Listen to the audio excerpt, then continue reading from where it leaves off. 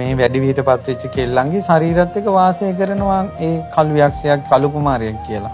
ඒකනේ තනිකන් දෝෂි කියන්නේ. එතකොට සංසාරේ තමන් වැරදිකාම සේවනයේ යෙදිච්ච කර්මයක් මුල් කරගෙන එහෙම නැත්නම් තනිකම මට කවුරුත් ආදරේ නැහැ කියලා හිතෙන් තනි වෙන අකුසලයේ මුල් කරගෙන එඩිතර නැතිකම පුංචි දෙයින් කඩාගෙන වැටෙන ඒ කාන්තාවන්ට උරුම වෙච්ච ලාමක ස්ත්‍රී ගති මුල් කරගෙන එනවා. ඇවිල්ලා ඒ ස්ත්‍රීන්ගේ මාසිකව පිට වෙන ජරාව කනවා. ඒ කාලා ඒකෙම ඒ ශරීරෙත් එක්ක ඉන්නවා. සමහර අයගේ ශරීරත් එක්ක ඕලාරිකව ස්වාමි පුරුෂයෙක්සේ සිටිනවා යමනචෝ. සමහර අය ගැන අපි විස්තර අහලා තියෙනවා. එයාට කාලෙන් කාලෙට මේ දරු කල්ල දියවිවි යනවා කියනවා. මිනිසෙක් නෑ. මේ මිනිස්සේ පිරිමි මනුස්ස ලෝකේ පිරිමියෙක් එක්ක එකතු වෙලා නැහැ. නමුත් දරු කලලයක් දිය වෙලා යනවා. මෙහෙ වාගේ දේවල් අහන්න මේ අපිට සිද්ධ වෙලා තියෙනවා පින්වත්නි.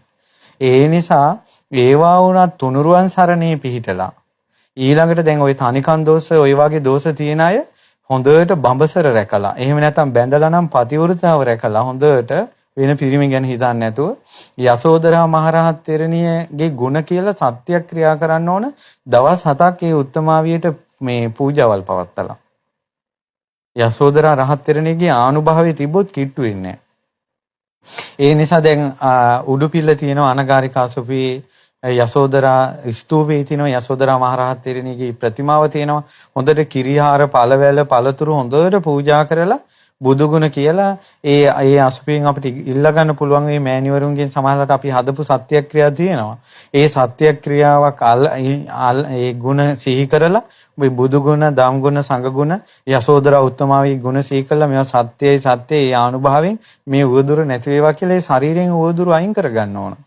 ඒවා තමන්ම කරන්න ඕන. ඒවා මෑණිවරු කරන්නේ නැහැ. තමන් තනියෙන් කියවලා තනියෙන් පූජාවල් පවත්වලා පිරිත් කියලා ඒ දෝෂ අයින් කරගන්න ඕන.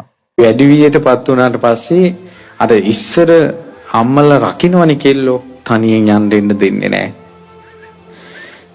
දැන් අද කාලේ කෙල්ලෝ ඔහේ නැහනේ ඔහේ යනවනේ. මේ කෙල්ලට අර කළු කුමාර බැල්ම කෙනෙක් වැටිලා. ඇත්තට මෙහෙම එකක් තියෙනවා. ඒ බැල්ම කෙල්ලෙකුට වැඩි වියටපත් වෙච්ච කෙල්ලෙකුට වැටුණාට පස්සේ නිතර තරහ යනවා. හැම වෙලාවෙම ඕතෑන විදිහට බුදියාගෙන ඉන්නවා. මේ කෙල්ලටත් එහෙම වෙලා ඊට පස්සේ මේ කෙල්ලට දැනෙනවා අර කළු පාටි ඡායාවක් වගේ ඇඟට එනවා. එතන මේ කළු කුමාරයා කියන එක කාම ප්‍රේතෙක්. නිකායක් ගොඩක් ඉන්නවා දහස් ගණක් ඒ කට්ටිය ඉන්නවා. මේ කෙල්ලන්ගේ ඇඟවල් වලින් සතුටු වෙනවා. හොයන්න බෑ නොපෙනෙන ඇඟවල්නේ.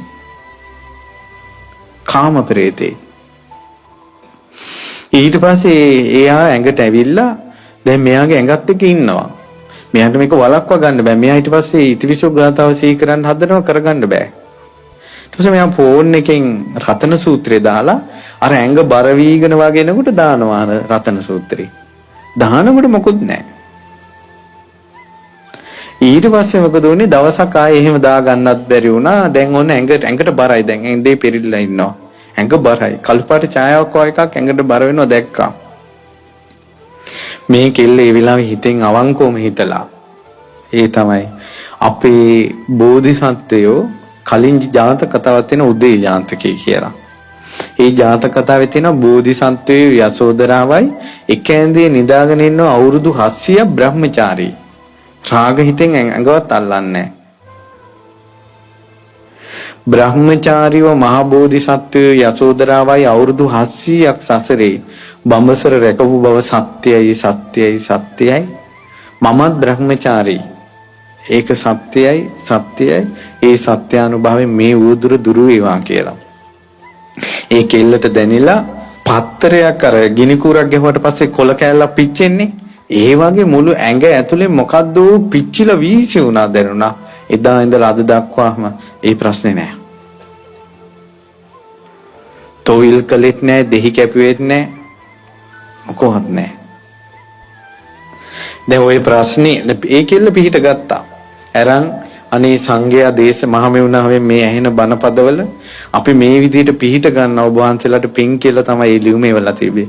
ඒ ලියුම මං අන් අයට තේරෙන්න දාන්න කිව්වා මහමෙන්ගෙට.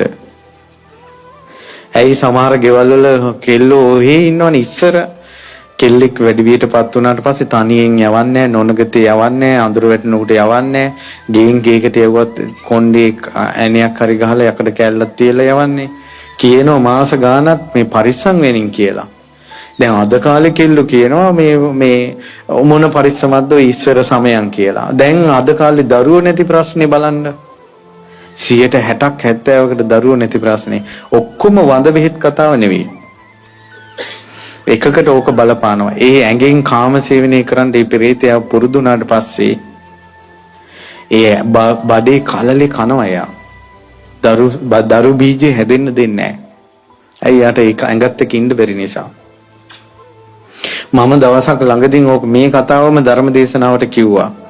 මම දන්නවා මේ ප්‍රශ්න තියෙනවා කියලා. මම බණ කියලා ඉවර වුණාට පස්සේ මෙන්න දෙතුන් දෙනා ඇවිල්ලා කෙල්ලෝ අම්මලත් එක්ක ඇවිල්ලා කියනවා ස්වාමීන් වහන්සේ මට මෙහෙම වුණා කියලා. අපිට කියන්න අවශ්‍ය නැහැ. අපිට ඕනත් නැහැ ওই කුණු කන්දා. නමුත් මේ කියන්නේ කාට හරි බේරෙන්න. පඬිතකමට කෙල්ලන්ගේ නැටිලි තිබ්බා වගේ නෙවෙයි. ජීවිතේට මෝන දෙනකොට ඒ ප්‍රශ්න විසඳගන්න පිහිටක් තියෙන්න ඕන. දැන් මේ වගේ කෙනෙක් නම් මේ වාගේ බෝධින් වහන්සේ නමක් ළඟ කිරිහාර පූජා කරලා පහන් දැල්වලා හොඳට රතන සූත්‍රයේ අඟුලිමාල පිරිත කියලා පිරිත් පැන් බීලා පිරිත් නූලක් දාගෙන හැමදාම මේ බෝධියට පහන තියලා ආරක්ෂාව ගත්ත ගමන් ওই දෝෂ ඇඟට එන්නේ නැහැ. මම මේ කතා කියන්නේ මේ බෝධින් වහන්සේගෙන් පිහිට ගන්න කියලා. ලෙඩක් දුකක් වුණාම ඇවිල්ලා පූජාවක් තියලා පිහිට ගන්න. නිකම් පිහිටක් පිළිසරණක් නැති අසරණ අන්ත අසරණ මිනිසු විදියට ජීවත් වෙන්න එපා. අපිට පිහිටක් තියෙනවා. ඒ පිණිසනේ මේ බෝධින් වහන්සේලා වැඩ ඉන්නේ. නැත්නම් කුමටද ඉරිදීන් මේ බෝධින් වහන්සේලා පැන නැංගේ? බුදුරජාණන් වහන්සේගේ ශ්‍රාවක දරුවන්ට පින් පුරවා ගන්නටත් ඒ ශ්‍රාවක දරුවන්ට වෙන කරදරවලදී පිහිට වෙන්නත්